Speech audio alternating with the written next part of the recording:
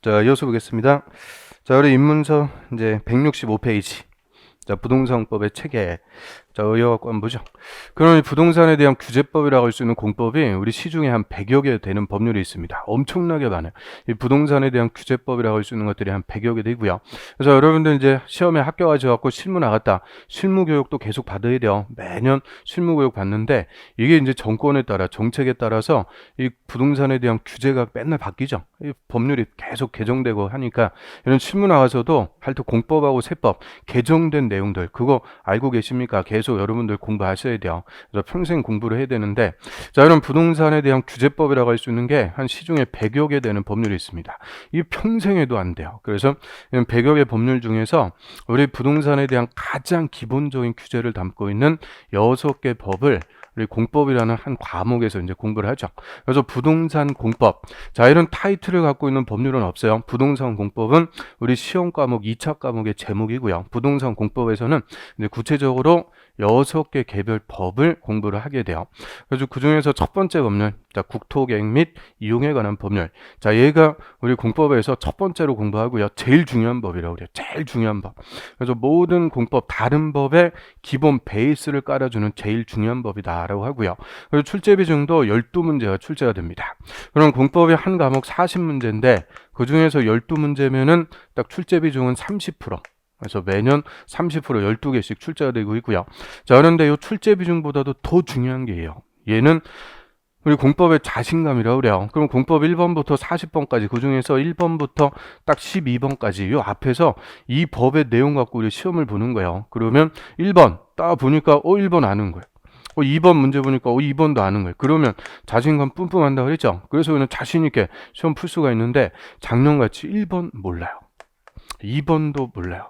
그러면 있던 자신감도 그냥 쪼그라들어갖고 아주 당황해서 그냥 어렵게 시험 볼 수밖에 없어요. 작년에 딱 그랬어요. 그래서 이 공법의 자신감을 위해서라도 반드시 우리가 정복해야 되는 가장 중요한 법이다라고 하고요.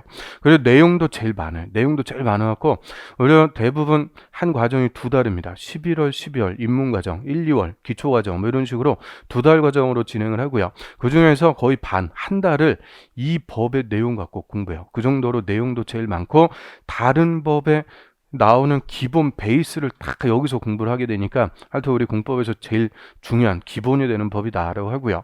자, 그대로 풀어갖고 보면 국토. 자, 국토는 전국의 토지를 얘기합니다. 전국의 토지. 이거를 이제 2글자로 그냥 국토라고 그러죠. 그래서 우리나라에 있는 토지면 무조건 이 법의 규제를 받게 돼요. 그래서 사람, 장소에 관계없이 무조건 적용하는 법을 일반법이다라고 하고요. 우리 국토의 일반법으로서 저 이름대로 국토를 계획하고 이용에 관한 법이다. 그래서 국토를 우리나라에 있는 토지를 합리적으로 이용하고 개발하기 위해서 먼저 토지에 대한 계획을 수립해요. 이거를 선계획. 그리고 계획에 따라서 국토를 이용하고 개발하자. 후이용 또는 후개발. 선계획, 후개발 체계에 관한 법을 국토계획 및 이용에 관한 법이다라고 하고요. 그럼 법률은 이름에서 계획 파트하고 이용 파트 크게 2가지 파트로 딱 나눠지는 거죠. 계획 파트, 이용 파트. 그럼 이 중에서 어디가 더 중요할까요? 계획 파트. 이 계획을, 토지에 대한 계획을 잘 수립해 놔야 계획에 따라서 국토, 우리나라에 있는 토지를 이용하고 개발할 때 난개발도 방지하고 뭐 지속 가능한 발전, 여러 가지 공익을 도모할 수가 있다고 그래요. 그래서 이 계획 파트가 훨씬 더 중요한 파트가 되고요. 그래서 국토 계획 및 이용에 관한 법률인데 우리 길어가지고 줄여갖고 읽어요. 줄여갖고 국토계획법. 그냥 줄여갖고 국토계획법이다. 이렇게 5글자로 딱 줄여서 읽고요. 근데 국토계획법도 5글자 기니까 더 줄여갖고 3글자로.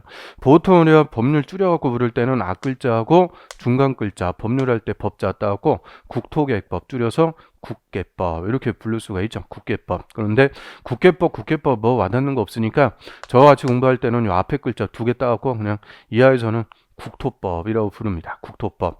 그럼 국토법 할 건데, 저 국토법 하면은 정확한 이름, 우리가 1년을 이 법률을 지지고 볶고 할 건데, 법률의 이름도 몰라준다? 그 예의가 아닌 거죠. 저는 이름이 뭐였을까요? 저는? 아우, 감사합니다. 그래서 적어도 1년을 같이 우리 얼굴 보고 눈 보고 공부할 건데, 이름 정도 알아주셔야죠. 저는 여러분의 이름을 알고 그러면 안 돼요.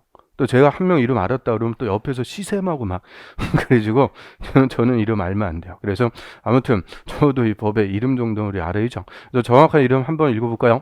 국토의 계획 및 이용에 관한 법률. 하여튼 얘가 우리 공법에서는 가장 중요한 법. 이하에서는 국토법 줄여갖고 부르고요. 그러면 국토법에 따라서 국토를 이용한다라고 그래요. 이용한다고 할 때는 크게 이제 두 가지 있습니다. 적극적으로 국토를 개발할 수도 있고요. 소극적으로 보존할 수도 있죠.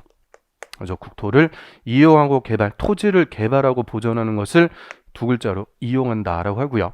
자, 먼저 이 국토에 대한 개발 체계에 관해서 우리가 이제 두 개 법률을 또 공부를 하게 되죠. 그래서 국토법 이어갖고 도시개발법, 이 두 번째 법으로 도시개발법을 공부하고요. 도시개발법은 도시개발사업의 절차법이라고 그래요. 도시개발사업이라는 것을 누가 어떤 절차대로 시행하는지 개발 사업에 관해서 규정하는 법인데요. 그러면 도시개발사업 이렇게 읽으면 별로 와닿는 게 없어요. 이 앞에다가 신자 하나 붙여주면 되죠. 신도시 개발. 그래서 종전에 없던 신도시를 새로 개발하는 사업을 도시개발 사업. 우리 서울에도 신도시 개발 많이 있죠. 미래 신도시도 있고, 저 미사 신도시도 있고, 마곡 신도시도 있고, 하여튼 이런 신도시 개발하는 것을 도시개발 사업. 그러면 신도시를 아무데나 무계획적으로 막 개발하고 그러면 안 되겠죠. 그래서 철저하게 계획적으로 어디에 어떤 기능을 갖는 신도시를 개발할지 개발 사업에 관해서 규정하고 있는 것을 도시개발법이다라고 하고요. 그런데 우리 이제 서울 같은 경우에도 신도시 개발하고 이럴 땅이 거의 없어요. 오히려 옛날에 개발된 구도시 지역이 더 많죠. 그럼 구도시 그대로 방치하게 되면 슬럼가가 돼요. 슬럼가. 그래서 이런 구도시 지역은 다시 고쳐가지고 도시 기능을 회복시켜주기 위해서 사업을 해야 되고요. 그런 고쳐주는 사업을 우리가 정비사업 한다라고 합니다. 그래서 세 번째 법률, 도시 및 주거환경 정비법. 자, 얘는 정비사업의 절차법이라고 하고요. 그럼 정비사업에 관한 법인데, 우리 정비한다. 정비라는 말은 어떤 의미로 써요? 정비. 정비라는 것은 고쳐주는 거죠. 차가 망가졌다. 자동차 정비소 가서 정비하죠. 고쳐주는 것을 정비한다라고 하고요. 근데 여기서는 차를 고치는 게 아니고 도시와 주거 환경을 정비. 즉 낙후된 구도시적, 열악한 주거적, 쉽게 얘기하면 후진 동네 이런 거 고쳐가지고 도시균을 회복시켜주기 위해서 재개발하고 또 아파트 오래돼갖고 녹물 나오고 그런 흉물스러운 아파트 있죠.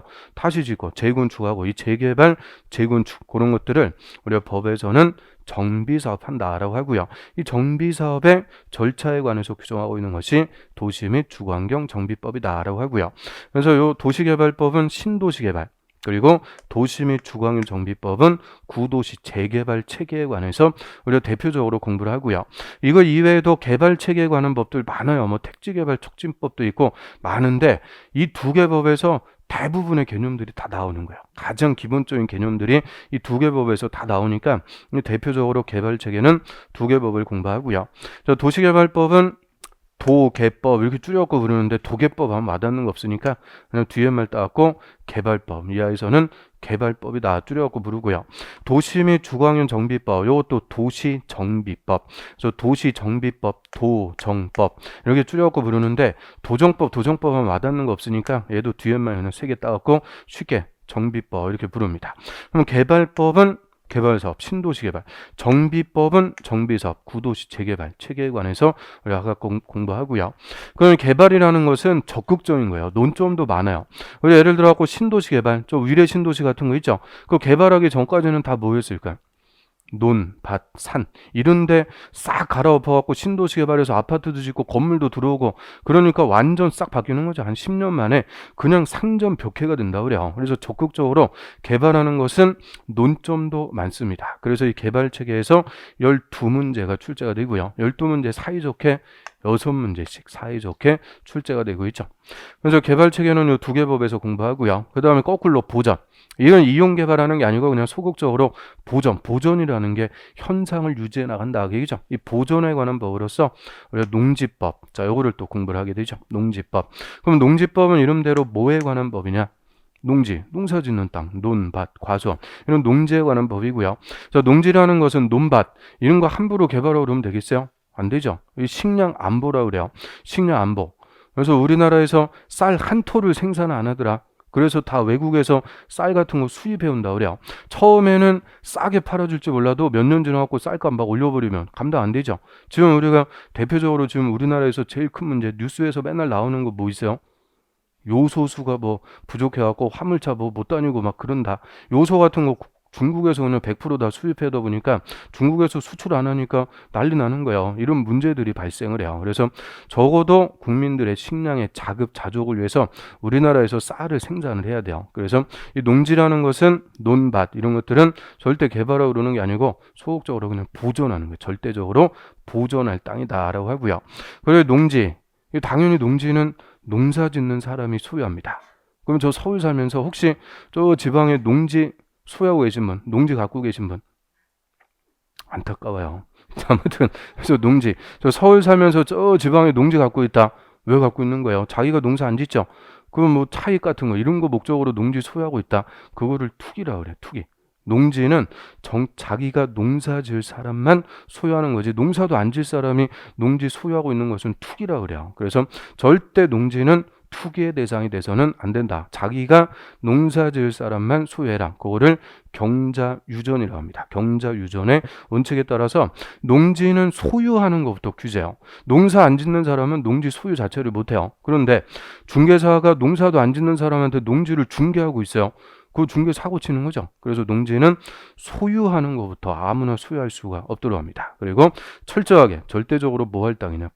보존할 땅인데, 자, 이 보존이라는 것은 그냥 소극적으로 현상 유지하는 거니까 뭐 논점이 몇 개가 없는 거예요. 그래서 우리 시험에서는 딸랑 두 문제 나옵니다. 그것도 맨 마지막에 공법 39번 그리고 40번 대미를 딱 장식한다고 그래요. 39번 40번 그럼 제가 2차도 1교시 2교시 나눠갖고 시험 본다고 그랬죠. 근데 1차 과목 두 과목 시험 보고 쉬었다가 이제 2차 과목 시험 보는 거예요. 혹시 올해 시험 보신 분 계세요? 다 처음 시작하시는 거예요? 다 처음 한다. 우리 물어보면은 다 처음 하는데요. 그리고 또 뭐 물어보면은 다 알아요. 아무튼 그래서 우리 이제 2차 과목 1교시 딱 시험을 봅니다. 중개사법하고 공법 이제 시험을 봐요. 그러면 시간이 돼갖고 감독관이 들어갖고 시험지 이제 쫙 나눠주죠. 그리고 시간 되기 전까지는 덮어두라 그래요. 풀지 말고 덮어두세요. 덮어두면은 딱 보이는 게 농지법이에요. 두 문제가. 그래서 풀지 말라 그래도 눈알 이렇게 굴러가면서 문제 한번 딱 풀어보죠. 근데 두 문제 다 모르는 거예요. 작살 나는 거예요, 어려움. 근데 두 문제가 다 아는 거다, 쉬운 거다. 그러면 2차 딱 푸는데 자신감 뿜뿜. 오래 그랬어요. 농지법이 오래 그냥 난이도 중하, 그냥 쉬운 문제 두 문제 딱 나오니까 눈으로 딱 풀어보면서 할만한데 자신감이 딱 생겨갖고 하여튼 농지법은 눈으로 이렇게 풀어본다. 그렇게 생각하시면 되고요. 자, 그런데 농지법이 일반적으로는 한 문제는 쉽게, 한 문제는 어렵게 이렇게 나옵니다. 한 문제는 쉽게, 한 문제는 어렵게. 이 어렵게 나오는 것은 아주 지엽적인 거 갖고 물어보는 거니까 이거는 공부해갖고 맞출 수가 없는 거예요. 그냥 틀리라고 되는 거예요. 그래서 하나 틀려주고 하나 맞추면 되죠. 뭐 두 개를 다 맞춰야 직송이 풀려요? 그렇진 않죠. 하나만 맞추면 된다고 그랬어요. 하나 맞고 하나 틀리고 그럼 성공하는 거죠. 그래서 이 한 문제, 쉬운 문제는 수업만 잘 들어도 그냥 충분히 우리가 맞출 수가 있어요. 그런데 문제는 수업도 안 듣는다. 이 두 문제니까 농지법 수업합니다. 그러면 다 도망가세요. 다 도망가고 농지법 수업할 때 보면은 한 2명, 3명 놓고 아주 쓸쓸하게 제가 수업을 해요. 자, 그러시면 안 돼요. 이 농지법이 공법에 이게 법들이 많다 보니까 두 문제지 얘가 중개사법이나 또는 부동산 학개론이나 이런 데서도 한 문제씩 총 우리 시험에 4문제가 나옵니다. 4문제. 10점짜리인데 공법에서만 2문제가 출제가 돼요. 그래서 공법에서 농지법 할 때 제대로 잘 수업 들으시면은 다른 과목 중개사법이나 다른 과목에 도움이 될 수가 있죠. 그래서 농지법은 수업 잘 들으시면 돼요. 수업 잘 들으면 한 문제는 맞히는데 그런데 이 농지법 얘는 우리 매 과정별로 수업을 진행하고 그럴 수는 없어요. 그래서 8주 과정일 때는 농지법은 건너뜁니다. 그래서 9주 나올 때는 농지법을 수업을 하는데 8주 과정일 때는 농지법은 다 할 수가 없어요. 이 내용들이 많다 보니까 그래서 농지법은 매 과정별로 무조건 다 하는 법은 아니고 그래서 1년 동안 한 3번 정도 수업할 거예요. 3번 정도. 그 3번 수업할 때 그 수업이라도 잘 들어야 된다. 그 얘기고요. 그다음에 이게 이제 자, 올해는 이 39번이 5번이 정답이었어요. 그래서 이 농지법은 절대 이게 시크릿이요. 우리 20회부터 29회 딱 10년 동안 농지법 2문제 중에서 한 문제는 무조건 5번이 답이었어요.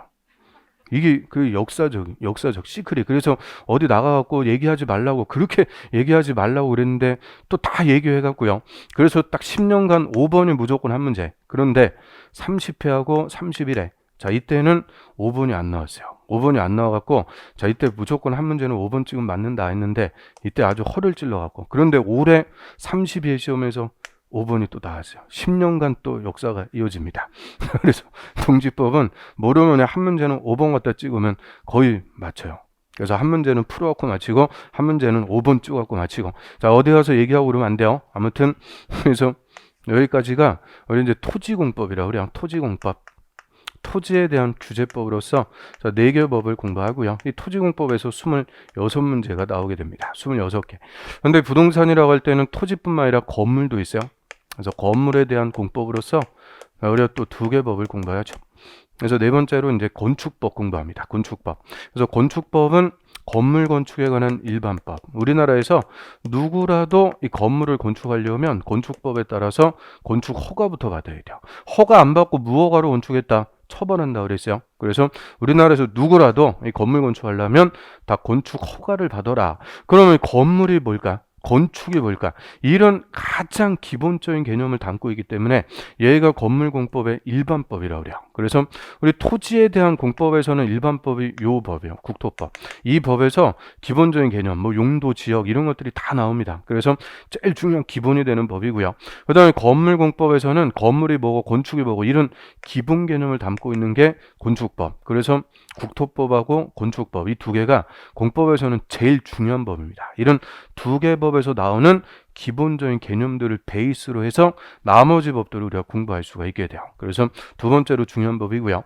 자, 여기서 건축물이라고 할 때는 다 됩니다. 우리 주거용 건물 주택, 상업용 건물 상가, 공업용 건물 공장, 뭐 호텔이 됐든 오피스텔이 됐든 하여튼 우리가 알고 있는 건물, 다 이 건물을 건축하려면 무조건 건축법에 따라서 허가를 받아야 돼요. 모든 건물에 적용되는 일반법. 그런데 이 건물 중에서도 가장 기본이 되는 우리 의식주의 하나, 제일 중요한 건물이 뭐겠어요? 주택이죠. 주택. 그래서 이 주택에 관해서만 특별히 규정하고 있는 법이 주택법. 그래서 두 번째로 주택법도 우리가 공부를 하고요. 주택법은 주거용 건물 주택의 건설, 공급, 리모델링에 관해서 규정하는 법이다라고 합니다. 그래서 이 주택이라는 주거용 건물에 대해서만 적용하는 법인 주택법. 그래서 이 건축법하고 주택법의 관계를 우리가 이해해보면 건물 뭐냐 관계없어요. 모든 건물에 적용하는 일반법이 건축법. 근데 이 건물 중에서 주거용 건물, 주택에 관해서만 특별히 규정하는 법이 주택법. 그래서 일반법과 특별법의 관계에 있다 이렇게 얘기하고요. 그런데 건축법하고 주택법에 다 똑같은 규정이 있어요. 다 허가받거나 승인받으면 몇 년 내 착수해라. 착공기간이라는 게 다 규정이 되어 있고요. 그러면 건축법하고 주택법에 똑같은 규정이 있다. 그러면 당연히 무슨 법을 우선적으로 적용할까요? 주택법을 우선 적용하죠. 특별법 우선의 원칙. 그래서 특별법을 우선적으로 적용합니다. 그래서 주택의 건설에 관해서는 주택법을 우선적으로 적용을 해요. 그런데 주택법의 규정이 없으면 이제 일반법인 건축법을 적용을 하게 되죠. 그래서 주택법은 건축법의 특별법으로서 저 주택을 건설한다 그래요. 건설. 그럼 건축법에서는 주택 같은 건물을 건축한다. 건축하는 거랑 건설하는 거나 다 집 짓는 거죠. 그런데 용어를 다르게 썼다. 이 말은 의미가 다르다. 그 얘기입니다. 우리 건축이라는 것은 그냥 내 집 한 채 짓는 거예요. 저 시골 같은데 전원주택 땅 사갖고 내 집 한 채 짓는 거. 그거는 건축. 그냥 건축법에 따라서 허가받으면 돼요. 그런데 주택을 건설은 건설회사가 집단적으로 주택을 짓는 것을 건설한다 그래요. 그래서 우리 아파트 건설회사가 아파트 몇백 세대, 몇천 세대 집단적으로 짓죠. 그때는 건축법이 아니고 주택법을 적용을 하게 돼요. 그래서 주택을 집단적으로 건설하는 법. 그래서 이 건설은 우리가 하는 게 아니고 건설회사가 하고요. 이 건설한 주택을 우리는 공급받습니다. 이 공급이 분양받는다라고 하죠. 분양. 근데 이 아파트가 투기의 온상. 그래서 이 공급 파트는 철저하게 투기 규제입니다. 그래서 뉴스에 나오는 제도들 여기서 다 나오죠.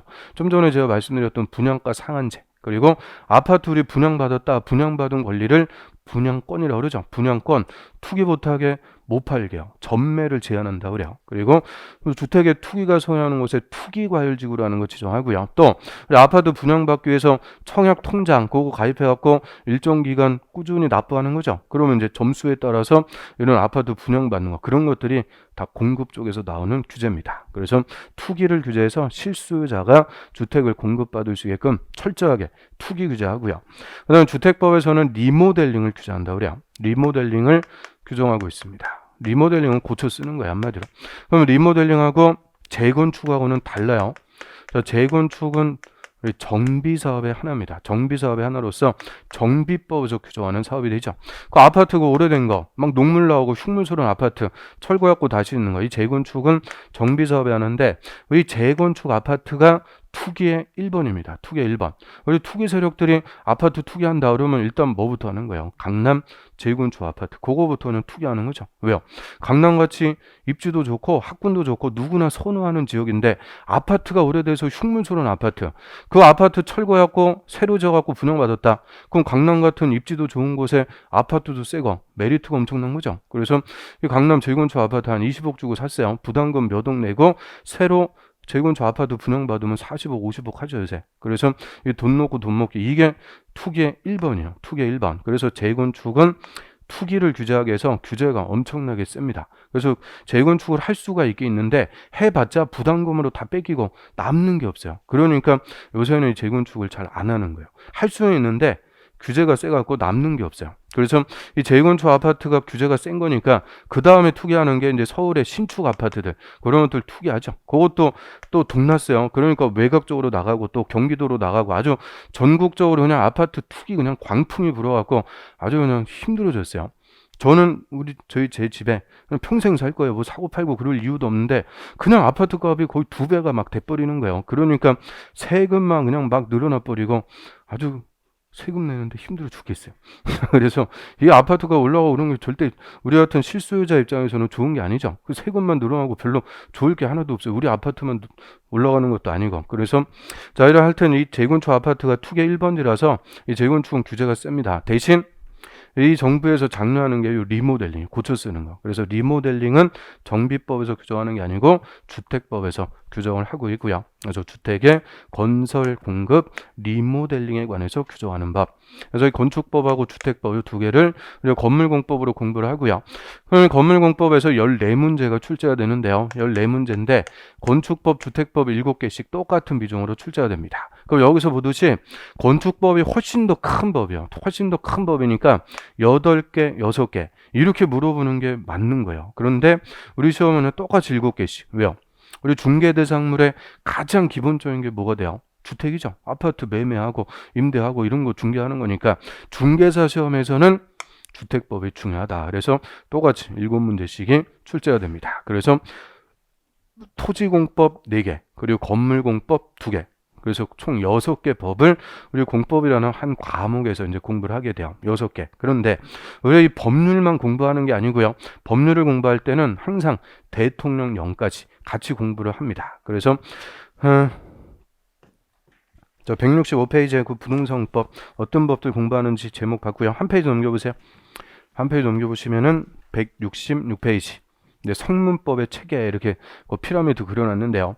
자, 우리나라에 존재하는 이제 법규범도 다 위계질서가 있다 그래요. 위계질서. 항상 공법은 위계질서입니다. 그래서 법규범이라는 것은 강제력 있는 규범을 법이라고 그러죠. 우리 도덕하고 법규범의 차이점은 강제력이 있다, 없다. 그 차이점. 그래서 위반했을 때 강제적으로 처벌 등을 할 수 있는 것을 법규범이다라고 하고요. 우리나라에 존재하는 법규범이 이렇게 위계질서가 있다고 그래요. 그러면 당연히 상위규범, 제일 상위규범, 제일 최고 규범인 근본규범을 우리가 헌법이라고 그러죠. 헌법이 가장 상위법이 됩니다. 그럼 헌법 하는데 우리 헌병이라고 하는 것도 들어봤죠. 이 헌자가 무슨 헌자 쓰는 걸까요? 무슨 헌자? 이 법헌자요. 그래서 법헌자의 법법자. 그래서 법 중에 법. 그거를 우리가 헌법이다라고 하고요. 이게 제일 최고 규범, 상위 규범이다라고 하고요. 그래서 대한민국의 정체성, 국가의 통치 구조, 국민이 국가에 대해서 가는 권리, 기본권 이런 가장 근본적인 사항을 규정하는 근본 규범으로서 상위법이 되고요.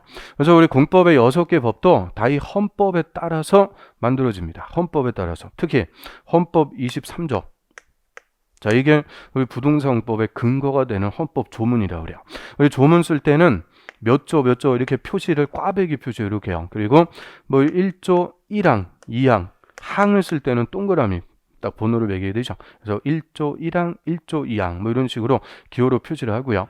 그래서 헌법 23조 이게 부동산 공법의 근거가 되는 헌법 조문이다라고 하죠. 그래서 그 옆에 그 166페이지에 옆에 보시면은 조그만 글씨로 써 있는 부분을 그걸 보조단이라고 그래요. 보조단. 우리 입문서든 기문서든 다 본문이 있고 옆에 보조단이 있죠. 그 보조단에 헌법 23조 자 1항 한번 볼까요? 헌법 23조 1항 모든 국민의 재산권은 보장된다. 그거를 사유재산제라고 그러죠.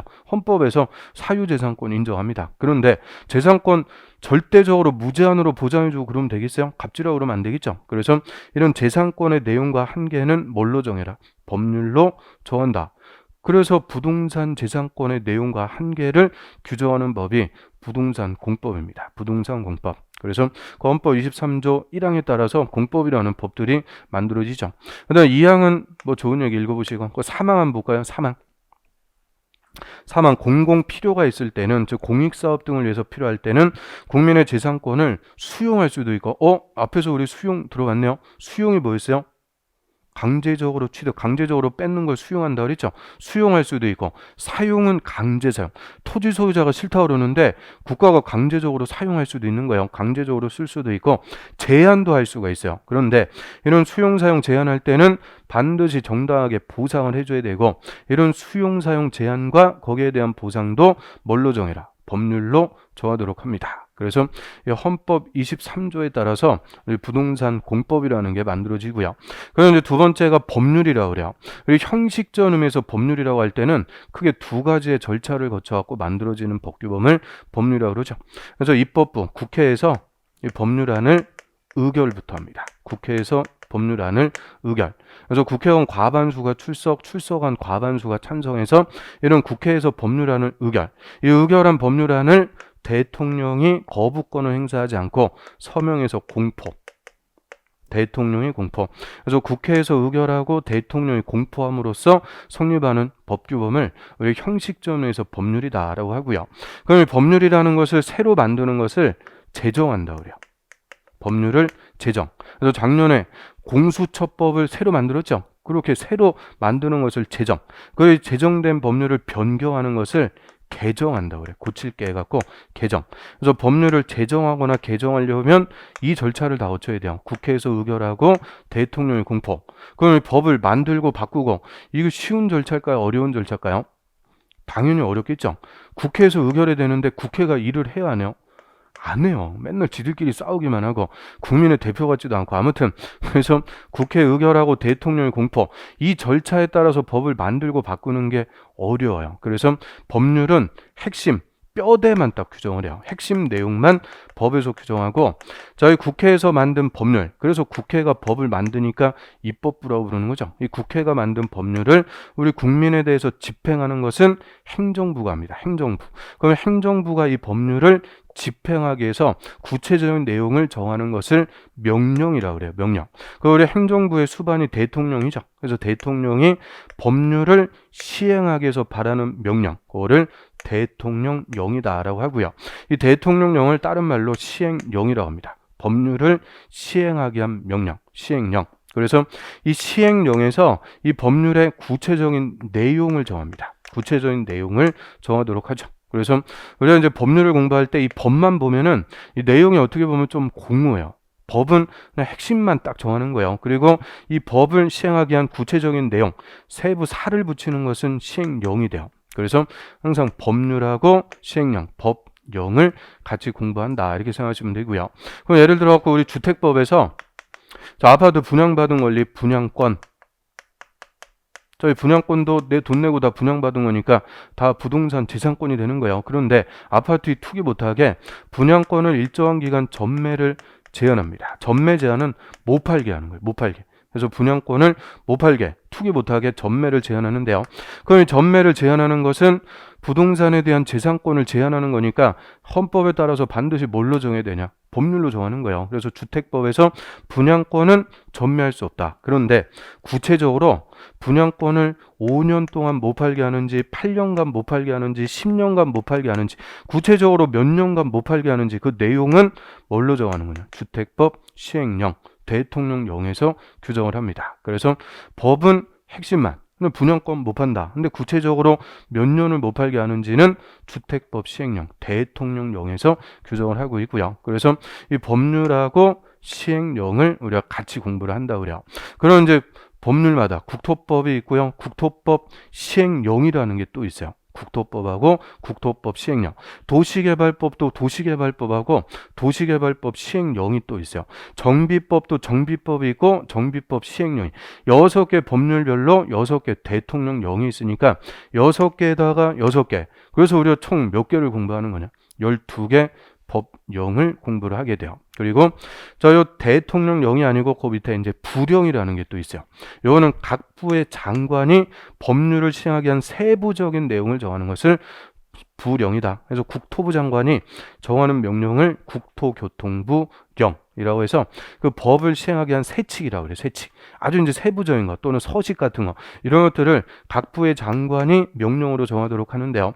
그래서 우리가 하나의 법을 공부한다 그러면 원칙적으로 법률, 시행령, 시행규칙, 법, 영칙 이거를 다 공부해야 삼위일체 온전하게 그 법의 내용을 다 공부한다라고 하는데요. 그런데 요 시행규칙까지 다 들어가면은 그럼 6개 법률에서 법률, 시행령, 시행규칙 6, 3은 18 욕 나오는 거예요. 그래서 내용이 너무 많아지니까 이 공법에서는 시행규칙까지는 안 들어가요. 시행규칙까지 들어가면 너무 내용이 많아져요. 너무. 그래서 이 시행규칙까지는 필요 없다. 그런데 이제 중개사법, 내일인가 중개사법 할 거예요. 중개사법은 공인중개사법하고 부동산거래 신고에 관한 법 딱 2개 법 공부하시는 거예요. 그 2개 법이니까 시행령, 시행규칙까지 가도 총 6개밖에 안 되죠. 6개. 그러니까 걔는 그냥 이잡듯이 다 하는 거예요. 법령, 칙을 다. 그런데 우리 공법은 시행규칙까지 들어가면 너무 많아져요. 너무 많아지기 때문에 얘는 빠집니다. 그런데 우리 매년 보면은 이 시행규칙에서 한 문제나 두 문제가 꼭 나와요. 그러면 시행규칙에서 한 문제, 두 문제 물어봤다. 이거 맞히라고 내는 걸까요? 틀리라고 내는 걸까요?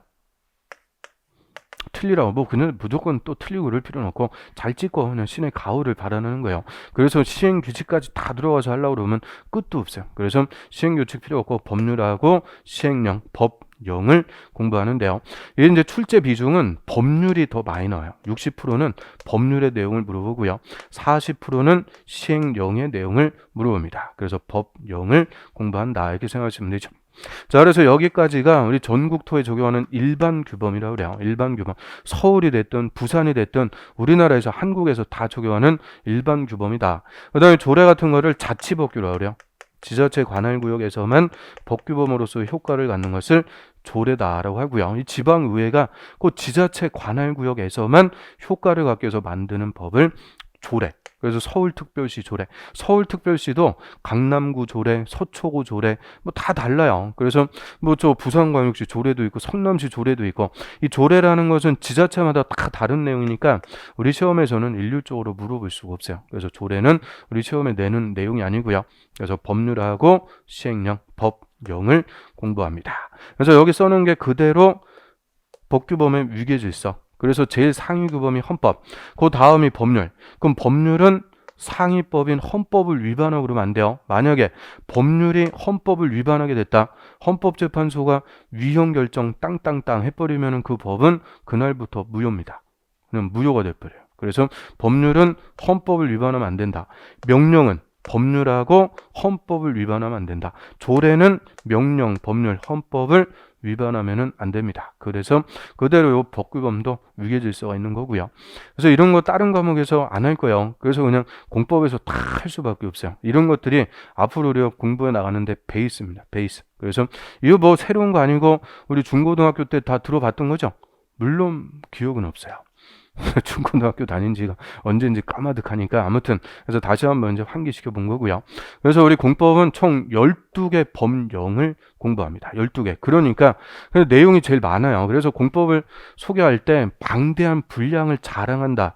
뭐 자랑까지는 아니고요. 하여튼 제일 내용이 많아서 그래서 2차 과목에서는 여러분이 제일 힘들어하는 과목이 되죠. 제일 내용이 많기 때문에 제일 이제 부담스러워 한다라고 하고요. 그래서 공법 공부하는데 이제 어떻게 할지. 자, 4가지 정도만 말씀을 드릴게요. 자, 요거는 입문서에는 안 나옵니다. 뭐 수험 전략을 뭐 이런 걸 입문서에 책에다가 쓰고 그럴 수는 없으니까 여기 그냥 들으시면 돼요. 이거 뭐 시험에 나오는 거 아니니까 그냥 가볍게 들으시면 돼요. 그럼 첫 번째 이 법률 용어를 정확하게 이해하고 습득하셔야 된다. 자, 얘가 제일 중요한 거예요. 법률 용어를 확실하게 잡아야 돼요. 그럼 우리 법을 공부하는데요. 이 법에서 쓰는 말을 법률 용어라고 합니다. 그 용어 말을 알아야 그 법의 내용을 공부할 수가 있고요. 그래서 용어하고 내용을 공부하는 것을 나무다 이렇게 생각하시면 돼요. 개별 사항들을 공부하는 거예요. 그리고 용어와 내용이 기반이 돼서 이 법이 이제 어떤 체계를 갖고 있는지 그 법률의 체계까지도 우리가 싹 이제 보는 거예요. 이 체계를 보는 것을 숲을 본다 그래요. 숲. 그래서 나무하고 숲 전체적인 체계 하에 그 법의 용어하고 내용들 공부하는 것을 여기까지 이론 공부한다라고 하죠. 이론 공부하는데 이 중에서 첫 번째가 뭐냐? 용어입니다.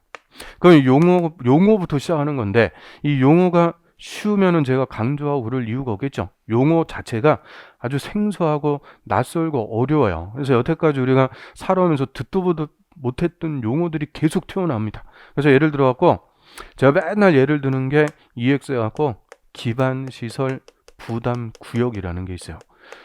기반시설 부담구역. 자, 얘는 올해도 한 문제, 작년에도 한 문제, 재작년에 2문제. 그냥 우리 시험에 매년 나오는 아주 중요한 제도 중에 하나예요. 그러면 기반시설 부담구역. 자, 이렇게 국어로 써놔갖고 읽을 수는 있죠. 다 읽을 수 있는데 그래서 우리 한글이 위대한 거예요. 읽을 수 있는데 읽어봤자 뭐 와닿는 게 있어요, 없어요? 없어요. 그럼 뭐 아프리카 말이나 똑같은 거예요. 이 또 말도 짧지도 않아요. 막 2글자, 4글자도 아니고 막 기본 8글자, 9글자, 10글자 막 이런 용어들이 계속 나오는데요. 이런 생소한 말들이 계속 튀어나옵니다. 그래서 이런 것들을 하나하나씩 다 설명을 해야 돼요. 그럼 간단하게 한번 풀어보면 기반시설. 그럼 기반시설은 주민들이 생활하기 위해서 기본적으로 갖춰줘야 되는 시설. 소위 우리가 인프라라고 합니다. 인프라.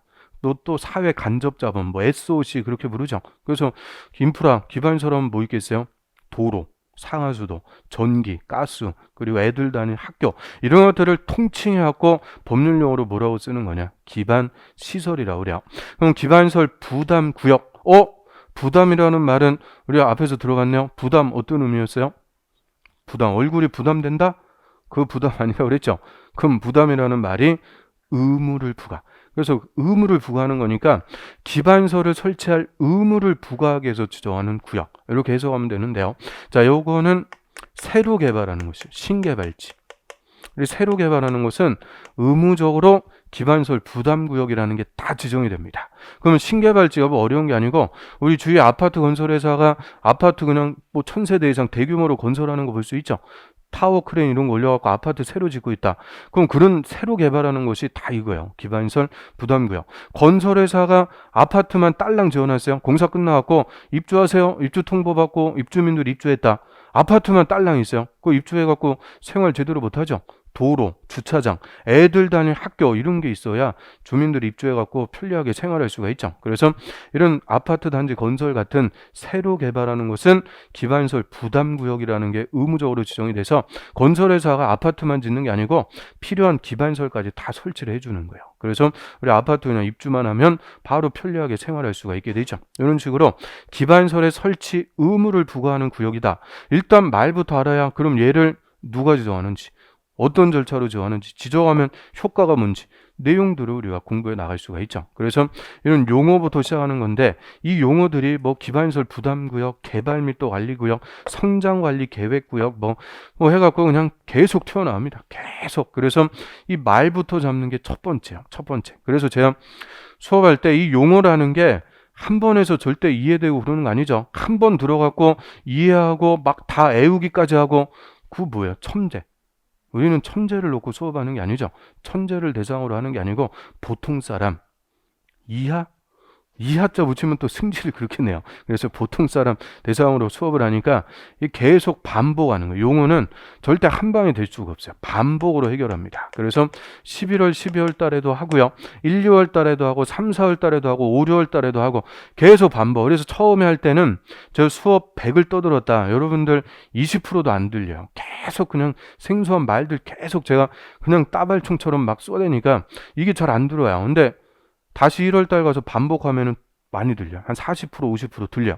3, 4월 달에 반복하면 이제 다 들리는 거예요. 이 반복으로 자동적으로 용어가 습득되는 거지 하려고 그래갖고 한 방에 절대 될 수가 없어요. 그래서 절대 한술밥에 배부르고 그런 거 아니니까 반복으로 해결한다라고 하고요. 그리고 자꾸 보고 듣고 쓰고 특히 떠들어봐야 돼요. 그래서 제가 수업할 때 다른 과목보다도 많이 물어볼 거예요. 이게 뭐였어요? 이게 뭐였어요? 자꾸 물어봐요.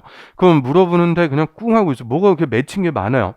꿍 하고 그냥 침묵은 똥입니다. 침묵은 똥. 그래서 침묵이 제일 안 좋은 거예요. 틀려도 관계없어요. 제가 틀린다고 뭐라고 안 그래요? 자꾸 틀려도 관계없으니까 이런 어려운 말들을 자꾸 써보고 떠들어보고 해야 돼요. 이 말이 잡혀야 그 다음 뭐 내용 이런 걸 들어갈 수가 있는데 그럼 용어가 됐다. 그러면 내용 자체는 절대 어려운 법이 아니에요. 우리 내용은 규제법이라고 그랬죠. 규제는 명확, 뭘 하지 말라는 건지 명확한 규제를 이 명확한 규제 내용을 어려운 말로 쓰는 거예요. 그래서 말만 잡히면 내용 자체가 어려운 법이 아닙니다. 그래서 공법은 첫 번째도 용어, 두 번째도 용어. 그리고 우리 본 시험에서도 40문제 중에서 올해도 그렇고 작년도 그렇고 용어 이 말을 알고 계십니까? 용어 갖고 물어보는 게 매년 5문제 이상 나옵니다. 그 정도로 용어가 제일 중요해요. 그래서 용어부터 확실하게 잡아야 되고요. 그래서 용어가 될 때까지 공법은 조금 좀 시간이 걸려요. 다른 과목에 비해서 공법은 한 번 하고 두 번 하고 한 3번 정도 반복할 때까지 용어가 잘 안 들어올 수가 있어요. 그래서 반복으로 해결하는 거니까 조금 나머지 과목보다는 좀 스타트가 처음에 시작이 조금 높다 이렇게 얘기할 수가 있고요. 그래서 요거 써는 순서대로 우리가 커리큘럼도 진행합니다. 11월, 12월 입문 과정에서는 다른 거 안 해요. 거의 용어 위주로 합니다. 용어. 이 말이 어떤 말입니다. 제가 하나씩 다 설명해서 풀어드릴 거예요. 그래서 혹시 오늘 공법의 첫 시간이니까 의욕이 넘쳐갖고 예습해 오신 분 있을까요? 있을 수가 없죠. 그래서 예습하려고 해도 이게 한 페이지가 안 넘어가요. 다 생소한 말들. 그래서 이 절대 예습 이런 거 필요 없어요. 그래서 복습도 그냥 필요 없어요. 그냥 수업만 잘 들으시면 돼요. 수업만. 일단은 수업을 많이 듣는 게 제일 좋아요. 그래서 용어부터 일단 귀가 딱 열려야 돼요. 그래서 11월, 12월 달에 용어 하고요. 그 다음에 1, 2월 달에 이제 기본서 나오면 자, 용어 당연히 합니다. 그리고 내용, 기초적인 내용 하고요. 3, 4월 달에도 기본서 갖고 용어하고 내용하고 조금 더 들어가서 이제 공부를 해요. 그리고 5, 6월 달에는 이제 요약집 나오죠. 요약집 갖고 용어, 내용, 그리고 체계까지, 체계도 특강해갖고 체계까지 싹 내년도 상반기까지 이론 갖고 공부합니다. 이론. 그래서 순서대로 계속 반복하는 거예요. 계속 용어 같은 거는 시험 볼 때까지 중요한 말들은 1000번이 뭐예요? 10,000번씩이에요. 10,000번씩. 저만큼 반복 많이 시켜주는 사람이 없어요. 자꾸 반복해갖고 습득이 되는 거죠. 그래서 내년도 상반기까지 이렇게 이론 공부할 거고요. 그 다음에 우리 이론 공부 열심히 했다. 뭐 하려고 공부해요? 공부하는 목적은 시험 보려고. 그래서 시험 문제 풀어갖고 문제를 해결, 정답을 찾아갖고 60점 이상 맞아갖고 시험에 합격을 목적으로 공부하는 겁니다. 그래서 내년도 이제 7월달 이후부터 7, 8월부터 문제풀이 시작해갖고 하여튼 7월달 이후부터는 문제 그냥 원 없이 풀어보실 거예요. 6개 과목별로 문제, 여태까지 내가 평생 살아오면서 풀어봤던 문제보다 더 많은 문제를 아주 토 나올 때까지 풀어봅니다. 그래서 공법은 토 한 3번 정도 하면 합격이에요. 올해 다 제 합격 수기 이런 거 보면 토 한 3번 했습니다. 그리고 이제 합격했다 이렇게 나오는데 하여튼 원 없이 문제 풀어보실 거예요. 그래서 3달, 7월, 8월, 9월, 10월 그냥 4달 이상을 원 없이 문제 열심히 풀어보시고 이제 시험 받고 합격. 그래서 우리 중개사 시험 공부하는 거죠. 이게 무슨 교양 공부하고 그러는 게 아니에요. 뭐 여기 와갖고 뭐 힐링 받고 그러는 거 아니죠. 힐링은커녕 공부하면 스트레스 엄청 받아요. 그래서 이 건강에 오히려 담배보다 해로운 게 공부예요. 그래서 공부하는 거지. 시험 공부하는 거니까 무슨 힐링 받고 그러는 게 아니고 시험에 합격을 목적으로 공부합니다. 그래서 두 번째, 선택과 집중이 필요하다. 이 선택과 집중. 이거 뭐 오만 대서 다 써먹는 말이니까 이거를 한마디로 효율적으로 공부하셔야 된다. 효율적으로. 이 효율적으로 1년이라는 기간 동안 효율적으로 공부하셔갖고 합격하면 돼요. 그래서 뭐 60점으로 합격했든 80점으로 합격했든 그 점수가 중요한 게 아니라 그랬죠. 합격을 하고 끝나는 거예요. 합격을. 그래서 우리 이제 얼마 전까지 불과 저번 주까지 올해 30회 시험 공부하시는 거예요. 10월 달에 그냥 치열하게 공부해요. 그렇게 열심히 막 3당 4락 이런 말 들어보셨죠? 3시간 자면은 붙고 4시간 자면 떨어지고 그냥 쌍코피 터트리면서 그렇게 열심히 야 그렇게 공부했으면 서울대 갔겠다. 아무튼 그 정도로 아주 10월 달에 시험 얼마 안 남고 그냥 치열하게 공부를 열심히 하세요. 그래서 시험에 합격하면 끝이에요. 합격하면 끝. 그런데 안타깝게 시험에 떨어졌어요. 안타깝게 떨어졌다. 그러면 이제 시험에 붙은 떨어지든 야, 진절머리가 나요. 내가 온 힘을 다 기울여갖고 1년간 공부해갖고 시험에 붙은 떨어지는 내가 다시는 이 공부 안 한다. 근데 안타깝게 떨어졌는데 이 떨어지는 것도 한 10대 문제 차이로 떨어지면 미련도 없어요. 근데 꼭 한 2문제, 3문제, 2-3문제 차이로 떨어져요. 그래서 이제 11월, 12월 달, 요때는 이제 충전해야죠. 원기 회복하고 해야 되니까 공부할 생각이 일치 안 나요. 그런데 해가 딱 바뀌었어요. 1월이 됐다. 아, 그러면 이제 학원에 전화 오는 거죠. 다시 가려고 그러는데 10만 원만 싸게 해주면 안 돼요? 그래서 쇼부를 본다 그러죠. 그래서 이 공부한 게 아까워서라도 계속 공부할 수밖에 없는 거예요. 그래서 주위에 보면은 1년이 아니고 막 2년, 3년, 막 3년 이상씩 공부하시는 분들 엄청 많아요.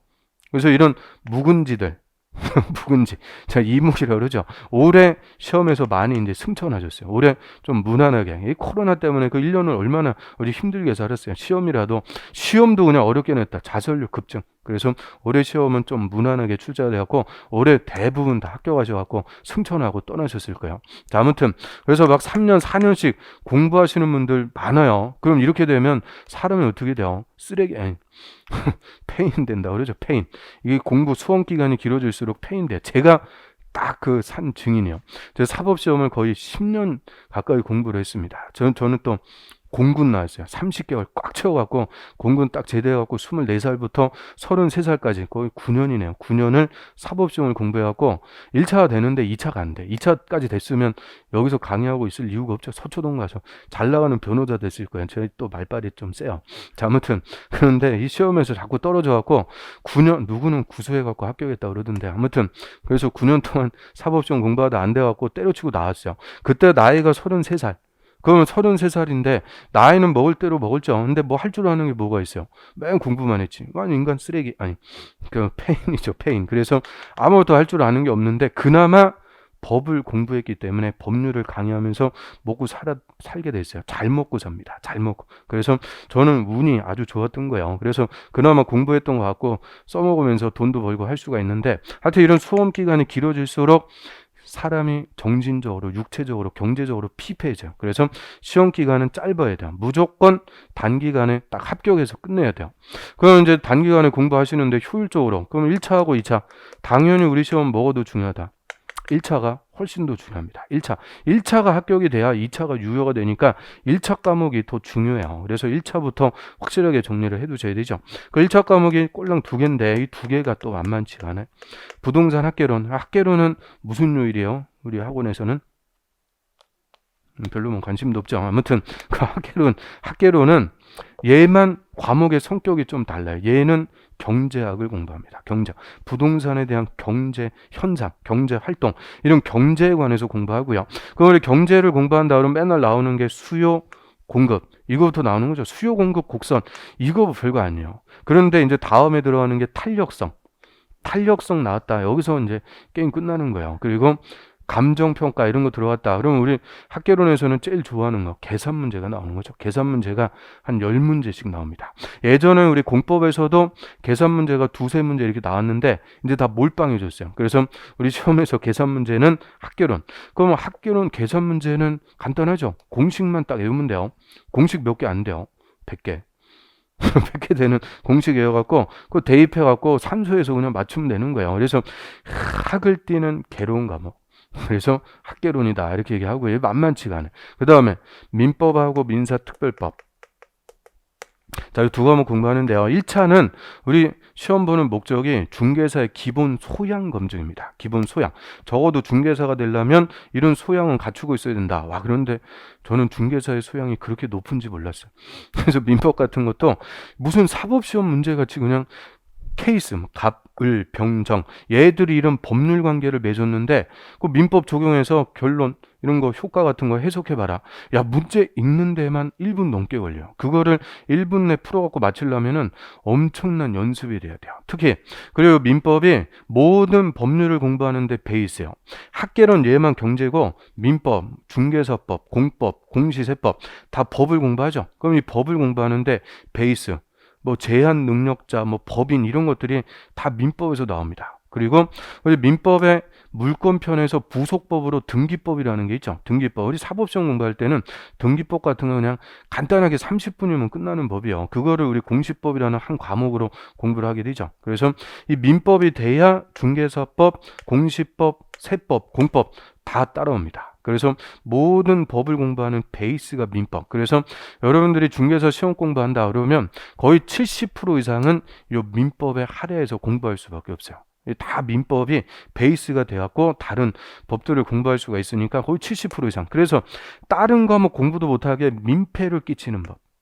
그래서 민법이라고 그래요. 아무튼 그래서 이 두 개, 학계론하고 민법. 1차 과목 두 과목이라도 내용도 많고요. 만만치 않아요. 이게 근래 예년 수준으로 무난하게 출제가 된다 그랬지 수준 자체는 엄청 높아요. 우리 민법은 감정평가사 시험보다 공인중개사 시험이 훨씬 더 어렵습니다. 그래서 1년 동안 꾸준히 연습하셔야 되고요.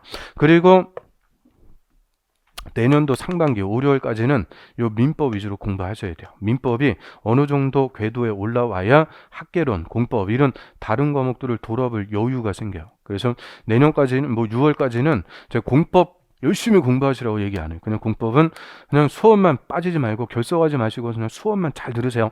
그 기간 동안 일단 무조건 뭐 해야 되냐? 민법. 요거부터 확실하게 공부하셔야 돼요. 하여튼 수업 듣고 계속 자기가 혼자 공부하는 거는 민법. 그래서 민법이 내년 상반기까지 어느 정도 궤도에 좀 도달해야 그 다음에 이제 공법 같은 거 나머지 과목 공부할 수가 있고요.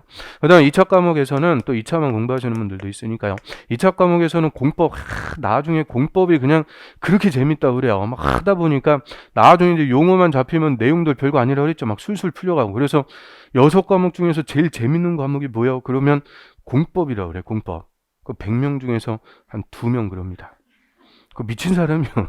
그럴 수가 없어요. 아무튼 그래서 이 또 공법 좋다고 공법 메인 과목으로 잡고 전력 과목으로 잡고 공부하고 그러면 절대 안 돼요. 2차에서는 공인중개사법. 얘가 메인 거. 얘를 확실하게 전력 과목으로 선택해갖고 이 중개사법에서 무조건 80점 이상 맞아야 돼요. 80점 이상. 80점을 맞기 위해서 공부하려면 90점, 100점 거의 완벽하게 해야 된다는 거예요. 그래서 중개사법은 얼마든지 그렇게 할 수 있어요. 6개 법령칙밖에 안 되니까 얼마든지 우리가 공부해갖고 80점 이상 맞을 수 있고요. 그럼 중개사법 80점 맞았다. 공법, 공시세법은 50점씩만 맞으면 그냥 합격이라고 그랬죠. 그래서 공법에 너무 부담 갖고 그럴 필요 없다는 거예요. 공법은 그냥 반땡만 하면 되고 중개사법을 80점 이상 맞아야 된다. 얘가 전력 과목. 왜요? 이게 분량이 중개사법하고 공법하고 비교해보면 공법이 중개사법보다 조문수가 10배 많습니다. 딱 10배. 그래서 우리 공법은 6개 법령, 대통령까지 12개 법령에 조문수가 한 1000개가 돼요. 1000개. 이것도 줄여갖고 제가 말씀드리는 거예요. 1000개 조문. 그런데 이 조문이 1조가 있다. 그러면 조문 1조로 끝나는 게 아니고 기본적으로 1항부터 10항까지 있어요. 기본적으로 더 많은 것도 있고. 그래서 조문 하나당 항이 10개씩이니까 곱하기 10 하면 10,000개 되는 법조문입니다. 10,000개. 10,000개가 되는 법조문. 그래서 내용이 제일 많아요. 그래서 제일 내용이 많으니까 똑같은 시간과 비용을 들여갖고 공부했다. 당연히 양이 상대적으로 적은 중개사법이 점수 따기가 훨씬 좋다는 거예요. 그래서 똑같은 시간과 비용을 들여서 공부했을 때 훨씬 더 효율적인 게 중개사법. 그래서 중개사법은 80점 이상 무조건 고득점을 맞아야 돼요. 그리고 공법은 이제 1000개 되는 조문인데요. 이 중에서 제가 기출문제 싹 분석해요. 엊그제 봤던 32회까지 제 머리에 다 있어요. 1회부터 30회까지 기출문제 싹 분석해갖고 이 중에서 반 이상은 우리 시험에 안 나옵니다. 그럼 시험에 안 나오는 거 이거 우리 공부할 필요 있어요, 없어요? 없어요. 나중에 1월 달에 기본서 갖고 이제 기본서 나오면 기본서 갖고 수업하는데요. 기본서 중에서 1년 내내 제가 한 번도 언급 안 하는 부분들이 반 이상이에요. 그런 거는 여러분이 따로 공부하고 그럴 필요 없다는 거예요. 시험에 안 나오니까 뚜려다볼 이유도 없다. 그래서 시험에 나오는 거 이걸 공부해야 되는데 이 중에서 시험에 나온 것 중에서도 10년에 한 번, 20년에 한 번 나올까 말까 역사적인 것들 그런 것들이 중요한 게 아니죠. 매년 우리 시험에 나오는 중요한 것들 그거를 확실하게 선택해서 공부를 하셔야 돼요. 그런데 어떤 내용이 매년 우리 시험에서 나오는지 여러분들 알아요, 몰라요? 모르죠. 그러니까 학원 수업 듣는 거예요. 즉 어떤 내용을 공부할지는 제가 수업을 하면서 선택을 해드리는 거예요. 선택. 그러면 그 수업한 내용만 여러분들 집중해서 공부하시면 돼요. 절대 공법 욕심 부려갖고 다 해야지. 물론 뭐 욕심도 안 부려요. 아무튼 욕심 부려갖고 다 해야지 끝도 없는 게 공법입니다. 그래서 공법은 절대 욕심 부려갖고 하는 게 아니고요. 그 이런 데서 나왔다. 그리고 다 난이도 상인 거 틀리라고 내는 거예요. 그런 거 틀려도 다 관계없어요. 맨날 우리가 1년 내내 지지고 복구하는 게 난이도 중하 이것만 확실하게 맞춰도 얼마든지 시험 점수 다 60점 다 맞아갖고 합격할 수 있게 하니까 욕심 부려갖고 다 해야지 그럴 필요 없어요. 어떤 내용을 공부할지는 제가 선택 그 내용을 여러분들은 집중해서 공부하시면 되고요. 그래서 다른 과목보다 공법이 강사가 아주 중요한 과목이에요. 강사가. 이 내용이 이렇게 많죠. 그런데 그냥 시험에 나오지도 않는 그런 지엽적인 것까지 다 수업하는 거예요. 다 수업해갖고 여러분들 그냥 부담은 이따만큼 늘려놓고 시험에 안 나와요. 그 의미가 없는 거죠. 쓸데없는 거, 허침 쓰는 거고. 그래서 뭐가 시험에 나오는지를 확실하게 분석해서 그 나오는 것만 확실하게 공부를 하시면 돼요. 그래서 우리 시험은 안 배운 거를 틀려갖고 떨어지는 게 아니고 배운 내용을 확실하게 맞춰갖고 합격하는 거예요. 그래서 안 배운 거는 틀리라고 되는 거니까 여러분은 신경 쓸 필요가 없다. 그래서 수업한 것만 확실하게 집중해서 공부하시면 되고요. 그 다음에 이제 기본서 세 번째, 기본서 두 번, 세 번 읽어야 된다 했는데요. 자, 이게 이제 법조문이에요. 우리 시험이 1번, 법조문 3줄, 2번, 법조문 3줄, 뭐 이런 식으로 1, 2, 3, 4, 5, 5개 지문 중에서 틀린 거 찾아라, 옳은 거 찾아라. 그럼 뭐가 틀렸는지를 파악을 해야죠. 그런데 이 법조문이라는 게 우리 소설책 읽듯이 잘 읽어지겠어요? 야, 요새는 그냥 책을 보려고 해도 그렇게 가물가물해갖고 참 안 보이고 그러던데 책 한 권 읽는 게 그렇게 쉽지가 않아요. 엊그제 인간 실격인가 드라마 보고 또 삘 받아갖고 그 소설 한번 읽어봤는데 좀 힘들더라고요. 아무튼 그래서 소설책 읽듯이 이렇게 쉽게 읽히는 게 아니에요. 이게 딱딱합니다. 그리고 이런 법조문에서 뭐가 틀렸는지 딱딱 찾아내려면 이게 반복적으로 눈에 익어야 되죠. 그래서 법조문을 자꾸 읽어봐야 되는데 자, 우리 기본서, 공법의 기본서가 그냥 법조문이에요. 법조문. 공법은 법조문을 책에 맞게 써놓은 거니까 기본서를 읽어야 법조문이 눈에 익어갖고 어디가 틀렸다 딱딱 캐치할 수가 있어요. 그래서 기본서 읽어봐야 되는데요. 제가 수업할 때 항상 순서가 그래요. 순서가 오늘도 뭐 똑같은데 PPT 띄워놓고 일단 설명부터 합니다. 설명하고 그 다음에 이제 설명하고 끝나면은 여러분들 또 그 마음이 허해요. 기본서 갖고 확인시켜드려야죠. 우리 제일 좋아하는 거 별표 치고 동그라미 치고 밑줄 치고 이거 다 수업한 내용들 그대로 기본서 갖고 확인하면서 작업 다 합니다. 그래서 수업만 제대로 들어도 기본서는 그냥 2번, 3번 자동적으로 읽게 돼요. 그래서 이 말이 한마디로 결석하지 마시라는 거예요. 결석하면 안 된다. 그래서 야, 한 주 빠졌다. 그러면 지금은 입문과정이니까 뭐 오늘도 그렇고 입문과정은 3시간씩밖에 수업을 안 해요. 그런데 1월 달부터는 기본서 갖고 4시간씩 수업합니다. 민법, 개론, 공법은 4시간으로 수업을 해요. 2시 돼야 끝나는 건데요. 그럼 한 주 이제 뭐 일이 있어갖고 빠졌다. 그러면 이제 동강으로 봐야죠. 인강으로. 그럼 인강은 집에서 그냥 인터넷 컴퓨터 딱 눌러갖고 볼 수 있으니까 아주 편리하죠. 그런데 단점이 뭐예요? 집중도가 현저히 떨어져. 딱 집중도는 10분 반짝하고 그 다음에 카톡 왔다 하면 카톡도 확인해야죠. 물 끌어 가야 돼. 택배 아저씨 왔다 하면 택배 받으러 가야 되고 집중도가 현저히 떨어져 갖고 저 하루에 수업한 거 4시간 이거 인강으로 보충하려면은 4일이 보여요. 그 일주일 꼬박 걸려요. 그래서 가급적이면 결석하시면 안 돼. 결석하면은 인강으로 보충하는 게 쉽지가 않아요. 그리고 매일매일 또 다른 과목들 계속 바뀌어가면서 공부하죠. 공부하니까 이게 한번 빠지게 되면은 힘들어요. 보충하는 게. 그래서 결석하지 마시고 하여튼 내년도 5월달, 6월달까지 공법은 그냥 수업만 잘 들으세요. 수업만 잘 듣다 보면 귀가 열려갖고 그때부터 뭐 할 수가 있는 거니까 그 전까지는 혼자서 책 보고 그런 것도 안 돼. 책도 안 읽어지고 그러니까 수업만 잘 일단 빠지지 말고 들으시면 돼요. 그리고 마지막 요거 하나만 더 말씀드리고 쉴게요. 아주 흥미진진하죠? 그렇지 않아요. 아무튼 그래서 마지막까지 요 끝까지 포기하면 안 된다. 그럼 지금 11월부터 내년도 10월 마지막 주 시험 볼 때까지 거의 1년을 공부를 하는 거예요. 이게 마라톤입니다. 마라톤. 그래서 처음에 그냥 의욕이 넘쳐갖고 오버페이스하고 그러면 안 돼요. 너무 재밌어. 막 공부가 그냥 또 간만에 하다 보니까. 그래서 오전반 듣고 중간에 또 동영상 또 듣고 또 야간반 듣고 그러시는 분들이 있어요. 그러다가 일주일 못 가요. 쌍코피 팍. 그래서 오버페이스하고 그러면 힘드니까 처음에 너무 재밌고 공부가 즐겁고 해도 좀 조절해가면서 공부를 하셔야 되고요. 특히 11월 달부터 공부하신 분은 내년도 3월 달부터 전국 모의고사 봅니다. 전국 모의고사가 이제 1회 모의고사 딱 시작이에요. 그럼 11월, 12월, 1월, 2월, 3월 거의 5달 반년을 공부했으니까 야 내가 어느 정도 실력이 되는지 검증하고 싶은 유혹이 생기겠죠. 안 생겨요. 아무튼 그래서 1회 전국 모의고사 딱 의욕이 넘쳐갖고 응시했는데 공법은 딱 점수 받아보면은 비극적인 점수 27.5점 나옵니다. 27.5점.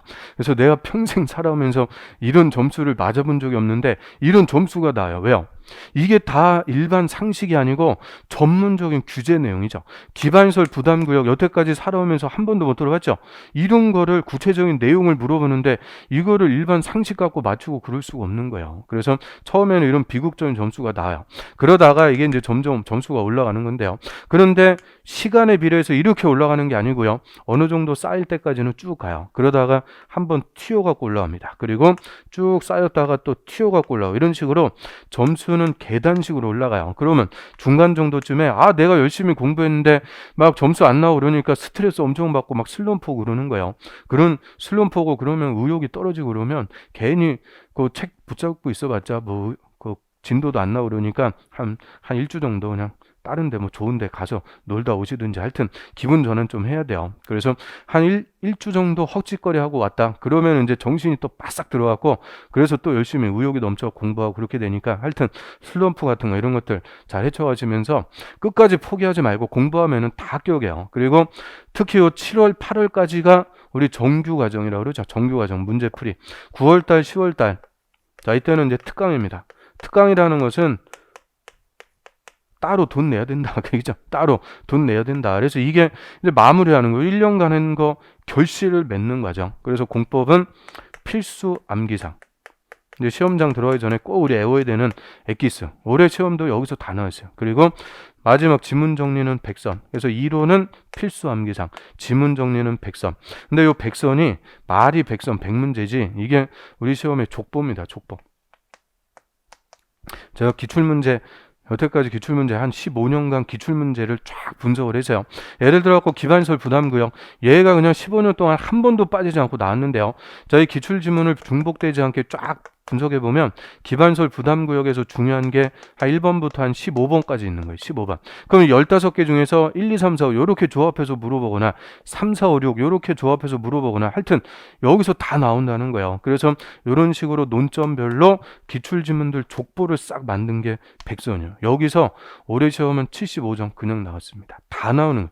우리 시험은 새로운 게 중요한 게 아니라 그랬죠. 여태까지 나왔던 것들 기출문제가 제일 중요해요. 이게 그대로 60% 70%. 근데 올해는 많이 나왔어요. 70% 이상 기출문제에서 그대로 나왔고 100선에서 다 나온 거예요. 우리 대학교에서도 선배들이 족보 딱 주죠. 족보. 저 교수님은 중간고사 때 이거 내고 기말고사 때 이거 내고 그러면 족보 딱 받아갖고 얼마나 쉽게 그냥 공부해요. 아닌가 보네. 아무튼 그래서 이 100선이 족보예요. 그래서 여기서 다 나옵니다. 그런데 여러분들 처음 시작하는 여러분들한테 100선 딱 던져드리고 이것만 딸딸딸 외우면은 시험에서 50점, 60점 맞을 수 있습니다. 맞겠어요? 일단 읽으면 뭔 말인지 모르는데 덤빌 수가 없는 거예요. 일단 시작할 수가 없어요. 그래서 이거 하기 위해서 제일 중요한 거 이거 하기 위해서 1년간 이 쫙 정규 과정이 있는 건데 정작 제일 중요한 거 할 때 사라지시는 거예요. 딱 7, 8월 달 끝난 다음에 나는 이제 혼자 공부해야지 뭐 도서관 가시거나 절대 절에는 가지 마세요. 그래서 정보 싸움인데 절에 들어가고 그러면 안 돼요. 그래서 혼자 공부하겠다. 그러니까 이 7월달, 8월달 이후에 없어지는 분들은 합격자에도 없어요. 그래서 마지막에 이 필수 암기사항 그리고 백선 이게 마무리할 때까지 끝까지 같이 하신 분들이 합격자에도 그대로 있습니다. 그래서 하여튼 1년 동안 같이 이렇게 커리큘럼에 따라서 같이 열심히 공부하면은 그냥 내가 어떻게 합격했을까 자기도 믿지 못하겠지만 60.83 맞아갖고 합격합니다. 그래서 1년 동안 같이 재밌게 공법 공부하도록 하고요. 자, 일단 여기까지가 공법 오리엔테이션. 야, 2시간 이상 이렇게 열심히, 이것도 지금 시간이 좀 여유가 있으니까 이런 거 하는 거지. 나중에 가면 제일 바쁜 과목이 공법이요. 이런 거 할 시간이 없어요. 그래서 오늘 이제 첫 시간이니까 한 2시간 이상 하려고 말씀드렸고요.